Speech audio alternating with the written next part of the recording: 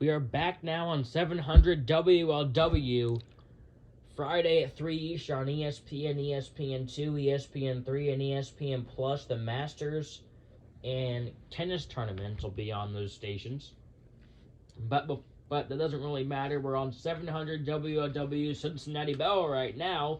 Here's a quick summary of all the scoring. Reds didn't score any, and the Braves didn't score any in the first inning. Then the Reds scored one in the top of the second off of a single by Kyle Farmer, and Stevenson scored bottom of the second, no runs. The Reds had scored two in the top of the third, and the Braves scored one in the bottom of the first, and now it's 3-1 Reds leading here going to the top of the fourth, going into the middle third of this baseball game. 1-1 count now on Mike Moustakas after he took a strike and then took a ball.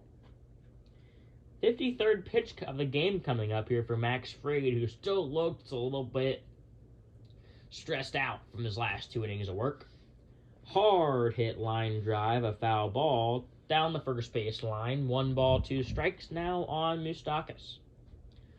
Big Moose has come here from the...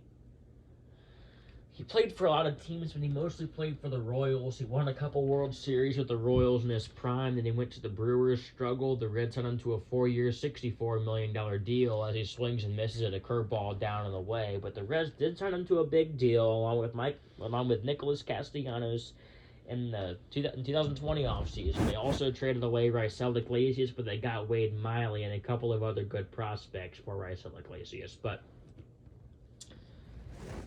I just don't really see how Moustakas is going to fit with this team. I really do like Drury better than him. I do also like Naquin and Fraley at the DH spot. So we'll have to see how he does this season. Next up is Kyle Farmer. That is a curveball down in the zone, called strike to Farmer.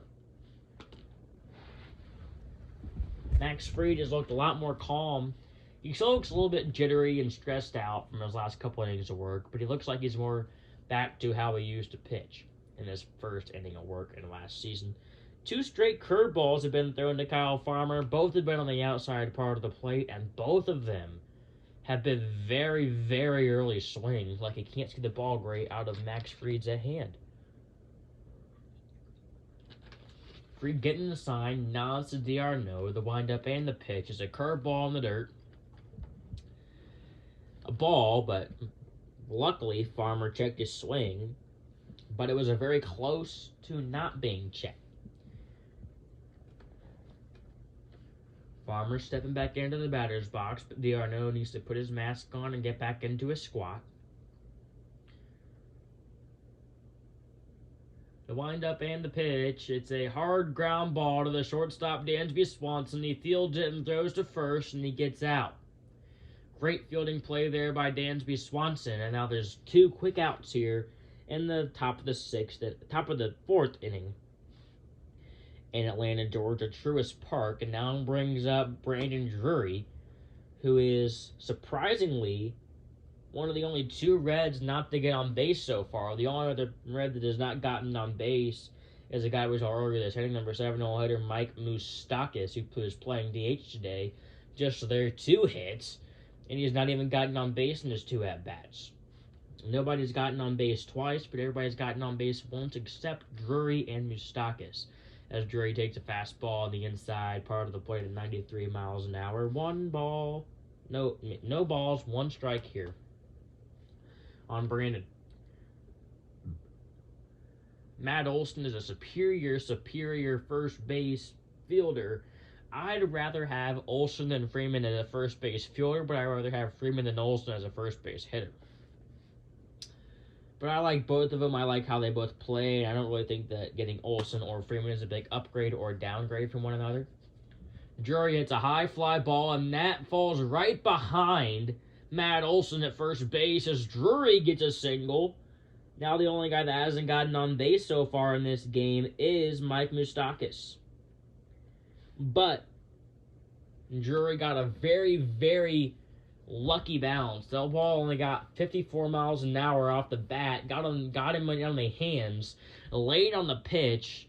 Olson was playing in case of a bunt scenario, and then the ball just fell right behind Matt Olson at first base. He tried to go for it, but then he just let the right fielder Eddie Rosario go after it.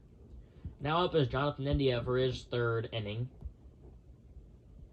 As a throw over to first base from Fried to get some of his anger out, and he's safe. India so far has struck out in his first at-bat. Then he got a single and scored.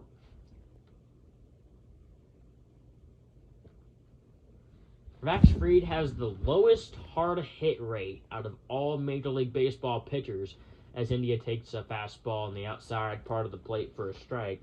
But he does not allow too many hard hits. He's gone 38 and 13 over the past 3 seasons the Braves have when he is pitching, which is the highest winning percentage of the MLB at 74.5% winning when he pitches in the ball games. Quickly down 0-2 is India after he takes another fastball on the outside 0-2. India has singled, scored, and struck out so far. Same exact thing with Aquino. 2 straight fastballs at 93 mph, and now to be expecting the curveball to Mr. India. And Fried nods to his sign, the windup and the pitch. That ball's a little chopper to the third baseman. Austin Riley gathers it, throws to first, and that is a third out of the inning. 5-3 ground out from Riley to Olsen. I have to get used to saying that. 3-1 Reds going to the bottom of the 4th inning here on 700 WLW Cincinnati Bell Reds Radio Network.